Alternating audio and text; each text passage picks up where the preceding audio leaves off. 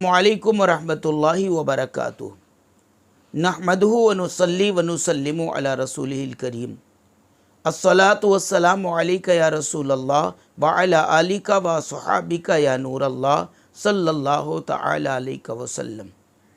दोस्तों और बुज़ुर्गों, आज बिल्कुल मुख्तसर से वक्त में मैं इब्राहीम खलीलुल्लाह की पैदाइश के मनाजिर बताना चाहता हूँ, जो कि कुरान करीम के सूरतुल अनआम में मज़कूर है।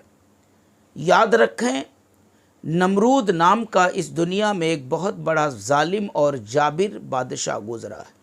उसको अपनी बादशाहत पर, अपनी मालदारी और दौलत पर इतना नाज था कि वो आदमी होने के बावजूद खुदाई का दावा कर बैठा। लोगों को सजदा करवाता, लोगों से अपने आप के खुदा होने को बावर करवाता। ये जुल्म, ये जबर, ये ज़्यादती उसकी तरफ से जारी थी। एक दिन उसने ख्वाब देखा कि आसमान में एक तारा तुलू हुआ है, जिसकी रोशनी इतनी तेज़ है कि सूरज की रोशनी और चाँद की रोशनी मांद पड़ गई है, फीकी पड़ गई है। उसकी आँख खुली तो हैरान हो गया, खौफजदा हो गया कि ये मैंने क्या ख्वाब देखा है। लिहाजा उसने नजूमियों को बुलाया, काहिनों को बुलाया और इस ख्वाब की ताबीर पूछा। नजूमियों और काहिनों ने बताया कि बादशाह, तेरी हुकूमत के ज़वाल का समय आ रहा है। तेरी कौम में एक बच्चा पैदा होगा, एक फ़र्जंद पैदा होगा, जो तेरी हुकूमत के ज़वाल का सबब बन जाएगा। और वो ऐसी दावत पेश करेगा, ऐसा अखलाक पेश करेगा कि लोग उसकी तरफ उससे जुड़ जाएंगे और तेरी सल्तनत वहीं पर ख़त्म हो जाएगी। बादशाह को, नमरूद को ये बात बड़ी नागवार गुज़री। उसकी आँखों से चिंगारी निकलने लगी।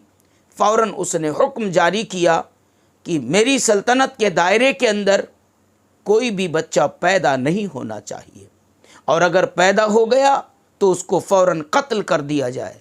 कोई औरत अपने शौहर के करीब नहीं जाएगी, कोई शौहर अपनी औरत के करीब नहीं जाएगा। बिल्कुल मियाँ बीवी दूर दूर रहें, मेरी सल्तनत में कोई बच्चा पैदा नहीं होना चाहिए। मगर अल्लाह की मर्ज़ी, कौन है जो अल्लाह की मर्ज़ी में अपनी मर्ज़ी दाखिल करे? कौन है जो कुदरत से टकरा सके? और कुदरत से जो टकराने की कोशिश करता है वो नीस्त व नाबूद और बर्बाद कर दिया जाता है, सफ़हे हस्ती से मिटा दिया जाता है। ऐसे भयानक माहौल में जब नमरूद के सिपाही बच्चों को कत्ल कर रहे थे, बीवियों को शौहरों से दूर रहने की तलकीन कर रहे थे, तब इब्राहीम खलीलुल्लाह अपनी अम्मी जान के शिकम पाक में जलवगर होते हैं। आपके वालिदे बुजुर्गवार शहर से बाहर एक तहखाना ज़मीन के अंदर तैयार करते हैं, और आपकी वालिदा के शिकम पाक में आप थे, लेकिन रब का करम और जलवा ये था कि मालूम ही नहीं पड़ता था कि उनकी वालिदा हमल से हैं।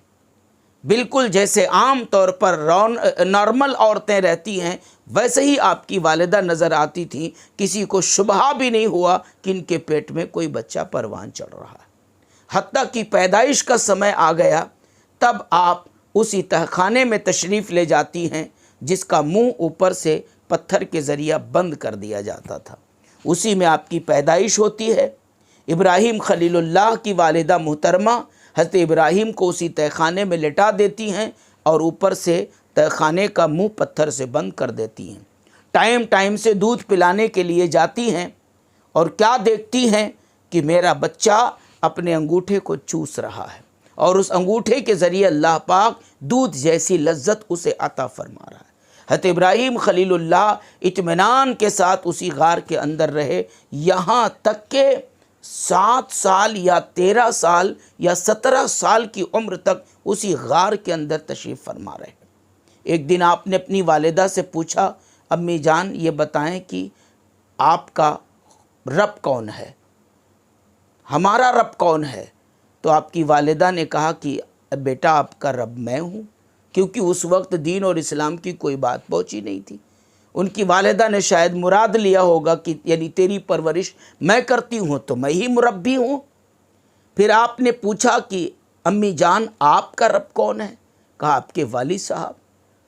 تو آپ نے کہا پھر والد صاحب کا رب کون ہے؟